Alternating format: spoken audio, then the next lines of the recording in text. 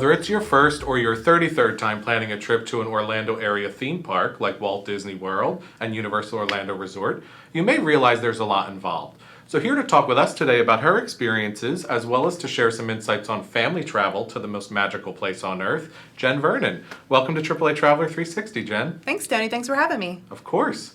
Now, I know that you've been going to Walt Disney World and Universal Orlando Resort since you were a child. I'm sure you have some amazing memories to share. I do. So my first trip to Disney was when I was 8 weeks old. Now, I don't have memories from that, but we do have a lot of great memories. So when I was little, I got to be the Grand Marshal twice on the Disney Parade. Yep. So the first time I was on a Roger Rabbit float, and we got to wave to everyone, and they announced our names as we went through the park, so it was really cool. And then the second time, I was actually on their fire truck. I didn't even know Disney had a fire truck in the parade. I guess I need to go down and check that out myself, huh? So what's your favorite memory at Universal Orlando Resort? Ooh, at Universal. So my mom loves the Blues Brothers, and so did my son. So they come out a couple times a day to perform, and when they did, my son was dancing up and down the street. Now, he was only like 3 years old, but it was really nice to see my mom enjoying something so much that my son did. That's great.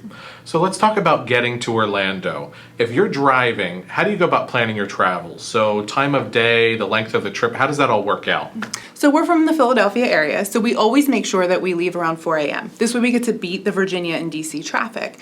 Now, there's another added bonus to that because the kids are actually asleep in the car since it's so early. So there's no, are we there yet? So it's great to have to not listen to that. So how do you keep the kids entertained and engaged while you're on a trip that's that long? Sure, so we play games. Okay. So typically, my mom will put together and my dad cash cab. So my dad will play cash cab over the car stereo, and my mom will ask questions. It's typically tied to our trip, and then you can win prizes, so like candy or lottery tickets. So it's a great way to keep the kids engaged and, keeps them entertained. Now, running this trip over so many times over the years, is there one place you always stop on your way down? It's always the Florida Welcome Center. So you get to get theme park maps there, so you can have the kids look at the maps, get excited, try to plan out what it is that they'd like to do. You also get a fresh Florida orange juice. That's a must-have. That's a nice touch. I like that. And then after that long drive, you have to get your picture in front of the Florida Welcome sign. That's like the rite of passage.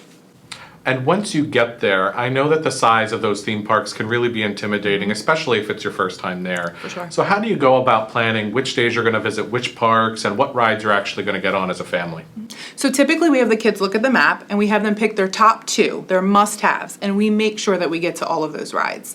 And then I try to organize the trip as best as I can so that we're not doing a lot of backtracking. As far as riding rides, I think my dad came up with the best solution for that. So I came home from work one day to pick my kids up from my dad, and he had all the kids lined up on the floor, and they had Big Thunder Mountain on the TV, and they were riding the ride, and they were having a blast. So it's a great way to actually look at the rides and see what you might want to do if you're not sure. I love that. That's such a great little trick that you've picked up. Now, since the pandemic began last year, what has changed in the parks in terms of the guest experience? Sure, so the guest experience, you have to wear a mask if your age is 2 and up, unless you're actively eating or drinking. And they do have places throughout the park where you can stop and take a break. There are social distancing markings on the floor, of course, like that's standard with anywhere else you might go nowadays. I remember that prior to the pandemic, Disney actually changed the way that their tickets work, and now you need to make reservations for which day you want to visit which specific park.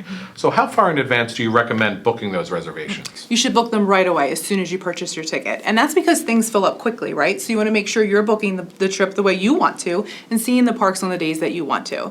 So if you are going to go, though, I would recommend that you go to Disney's Hollywood Studios, pick the day you want to do that, and then do everything else around it. And that's because that park tends to fill up much quicker. So if you want to go to see Star Wars Galaxy's Edge, you should definitely do that first. Great. Now, I've heard that there are actually some advantages to visiting theme parks right now for people who feel ready to go. Is that true?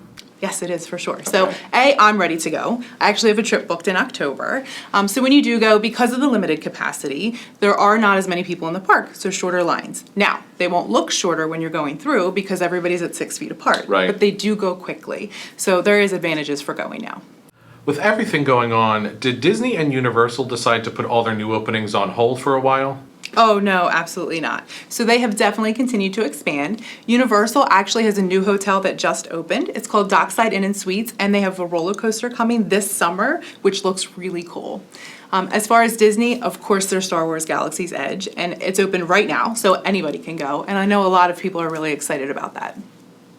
Well, Jen, thanks so much for being with us here on AAA Traveler 360 and sharing all of these helpful tips.